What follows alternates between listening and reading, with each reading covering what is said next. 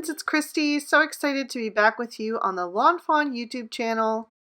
Today I'm going to be making a card using a whole bunch of Lawnfawn sets, including Cozy Cats, Perfectly Wicked, Little Woodland Library Friends, Silly Goose, Garden Mouse, Garden Before and Afters, Love Letters, Ocean Shell-fie, Ahoy Matey, On the Beach, and the Porcu-Pine for You add-on. I've stamped my images in Lawnfawn Jet Black ink on alcohol marker friendly cardstock, and I'm going to be coloring with my Copic markers, starting with my cats. And for the first little cat, I'm going to do a gray tiger using W00, W1, E70, E71, and E74. I'm going to do my shadows with the E71, both on this little cat and the tiny little mouse over in the top right corner. And then I'm going to blend out that with the E70, just working my way over the edge of that E71 and softening that a bit, bringing that color a little bit further onto the body toward the face. Then I'll bring in the W1 on the cat. I'm going to skip over that for the mouse since he's super tiny. And for him, I'll just jump straight to the W00. I'll also add the W00 on the cat as I transition into the white space. And then I'll leave a little bit of that white for a nice highlight.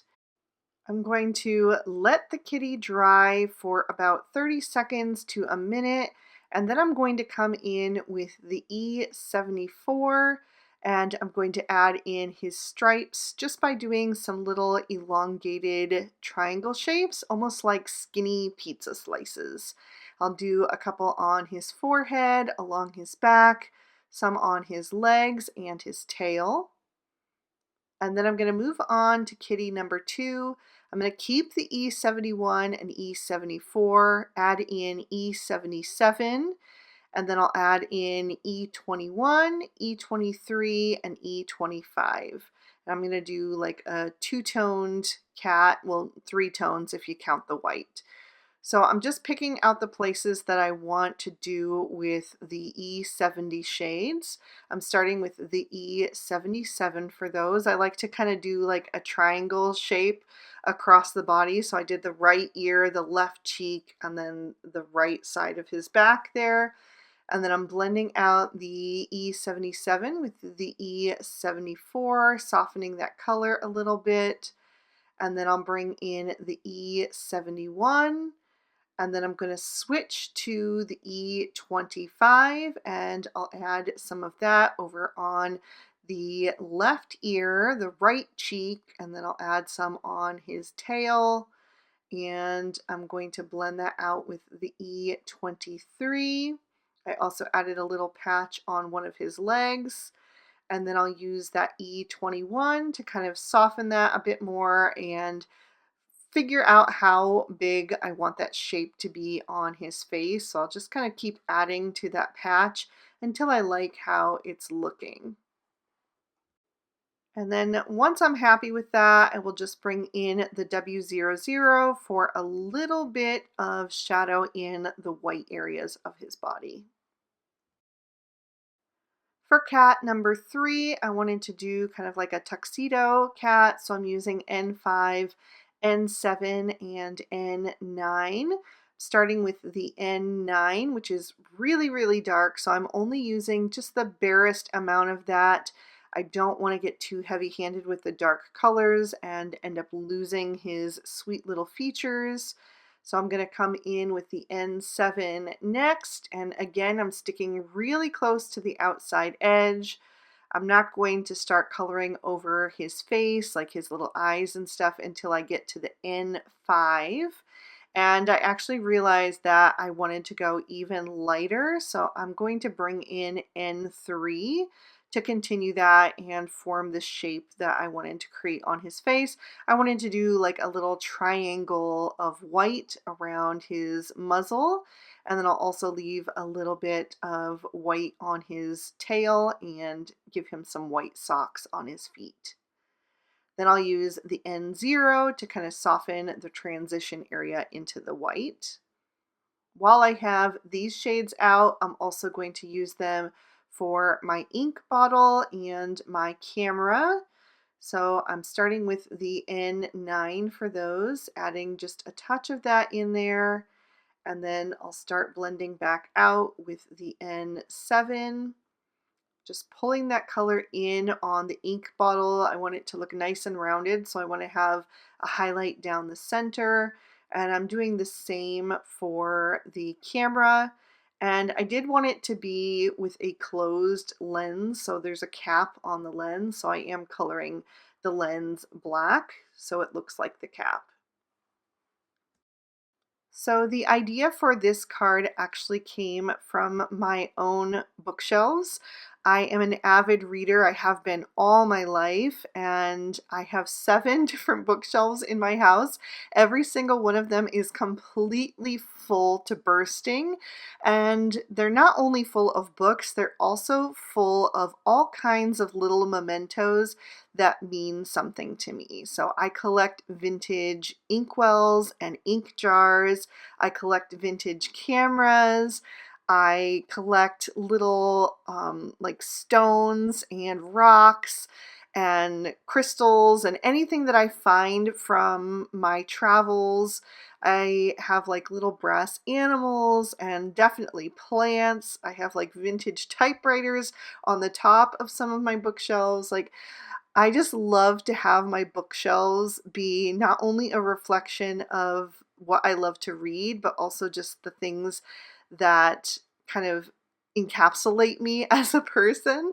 So yeah, I wanted to do that on today's card and just create some bookshelves that are just stuffed full of all kinds of interesting things. So I've moved on to my kitties' cheeks and noses and the insides of their ears. I'm using R11, R20, and R22 for that. For the darker two cats, I'm only using the R22 and the R20 on their cheeks and the inner parts of their ears, but for the lighter tiger cat, I will also add in a bit of that R11.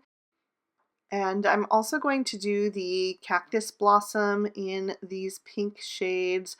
Cacti and succulents are 2 plants that I have a lot of. I just happen to really love them.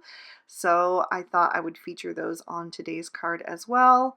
I'm also going to color in my mouse's rosy cheek and add a little pink to the underside of my seashell. And then I'm going to jump right in and start coloring all of these books in a rainbow of colors. So I'm going to add the R22 first, and I'm just going to choose one from each stack for this pink combo. I'll blend out with the R20, just carefully coloring with the tip of that marker so I can get into all of those small little spaces. And then I'm going to finish with the R11. I love that these stacks are kind of all higgledy-piggledy, with some of them being vertical and some of them being horizontal. I used to do the same on my bookshelves until I discovered that it actually takes up more space, or at least for me, with my books, to have them horizontally. So all of mine are just standard vertical on my shelves now, so that I can get in every single book that I can. I've moved on to kind of a cranberry red. I'm using R35, R37, and R39. I thought that this went really nicely with the pink. It's my dream to someday have all of my bookshelves consolidated and to have one built-in home library. I think that would be so amazing, but so far I've been unsuccessful at convincing my husband to take on that task, but maybe someday in the future. Then I'm going to bring in some orange tones. I decided to go with more desaturated oranges because I think they tie in well with kind of the orangey brown of the cat over toward the right. So I went with YR12, YR14, and YR18. And I'm just going to do a few of the books and some of the little extra details on the book spines as well. Then I'm going to bring in some golden yellows. I'm going to use YR21, YR23, and YR24. I'm going to do the ferrule of my fountain pen and then a few of the book accents here and there. I'm just kind of picking and choosing where I want to have this gold shade represented. I didn't do any of the books in solid yellow because I really wanted more of the jewel tones. I mean, I guess yellow is a jewel tone as well, like amber, but or citrine. But I just wanted there to be more of like the reds, blues, and purples. So I kind of went a little bit light-handed with the oranges and yellows. I'll bring in some greens next. I'm going to use G43, G94, and G99. I was going for kind of like an olivey green shade. And so I am going to, again, just pick and choose a few of the books to highlight. I didn't want to do too many in green either, since I also have the green of the plants that will be represented. But I will switch green shades when I get to those, just so they have their own distinct look to them. But I love that I was able to pull together so many images from so many different stamp sets and still have them work so cohesively together. I used 12 stamp sets just for the images here, and I'll actually use 2 more stamp sets before this card is finished. But yeah, I just love that about Lawn Fawn images, that they all are just scaled to work so well together. I used BG90, BG96, and BG99 for my succulent and my cactus. Although my BG90 was running really dry, so when I tried to blend on the cactus, it just wasn't working, so I had to bring in the BG93 to finish that one out. For the blues, I was again going for jewel tones, so I went with B24, B26, and B29, kind of like a sapphire blue. And I'm going to do a few more of my books, just coloring carefully around all of the little details or adding some details to some of the other books, starting with that B29, and then I'm blending out with the B26, and then I'll use the B24 for the highlight. And again, I'm just using that very tip of my marker so I can get into all those small little nooks and crannies and stay inside the lines. And then once I finish up the books, I'm also going to color in the gem from Ahoy Matey. So that can be a sapphire. Sapphire is my birthstone, so I thought that would be fun to have that represented. And as I said earlier, I love to pick up different little stones or crystals or anything that I find on my walks and my travels and places that I go. I've never found a sapphire, but anyway, I just thought I would add that on there. And then for the purple, I'm going to go with some violets. I'm using V12, V15, and V17.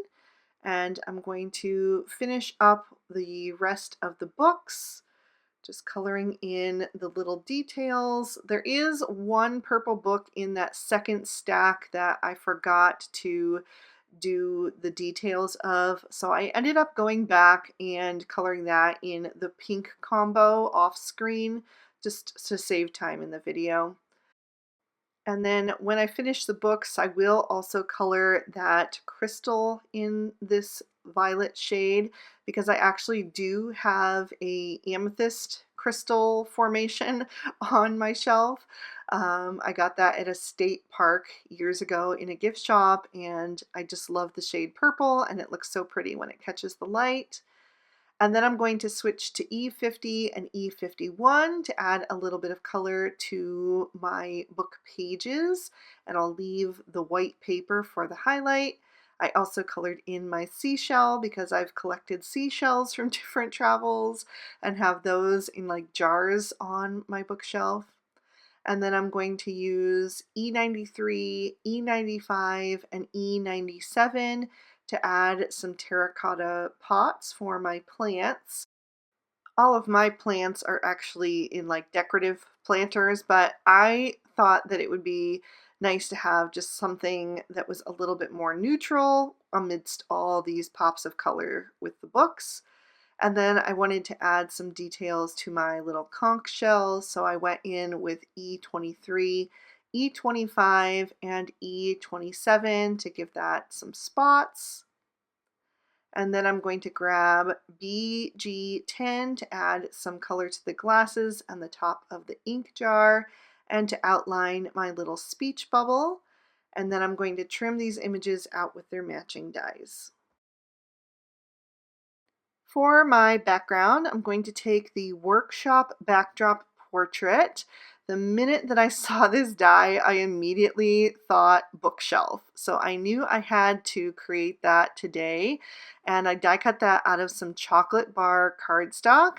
I'm going to pop that in my MISTI, and I treated it with the Rabbit Hole Designs powder tool. I'm going to stamp in Versamark ink, and I'm using a sentiment from all the party hats.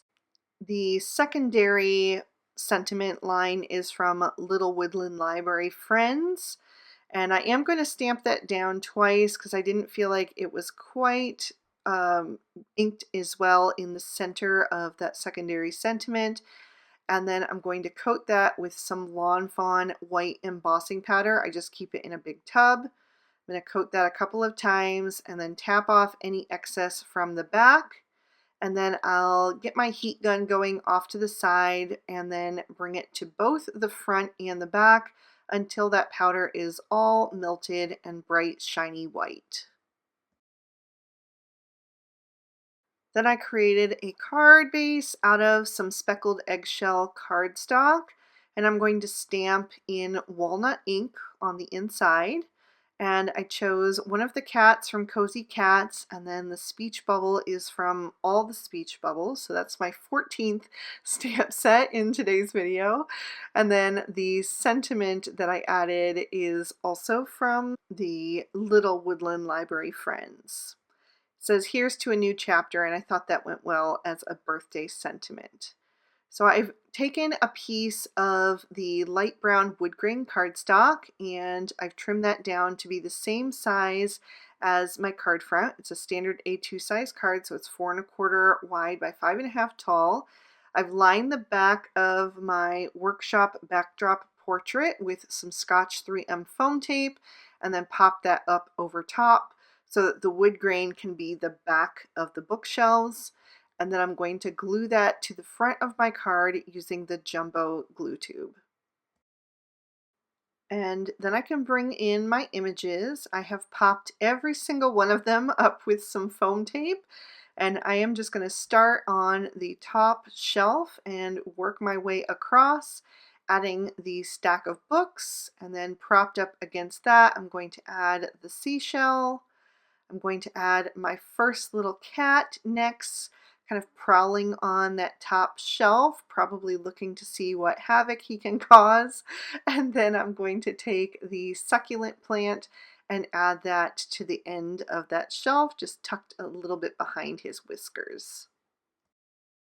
Moving down to the second shelf, I'm going to take the kitty that is sleeping on top of the pile of books and add that to the far right. Beside that, I'm going to have the ink bottle, just getting that situated just where I want it, and then I want to have the ink pen propped up against that. So I'm just going to adjust that until I like how that's looking. And then I'm going to move down to the last shelf. I still have a little bit of room there, but I'm going to come back to finish that in just a minute. I'm going to add the smaller stack of books on the far right, and then on top of that I'm going to add the camera, and then I'm going to add the other stack of books on the far left.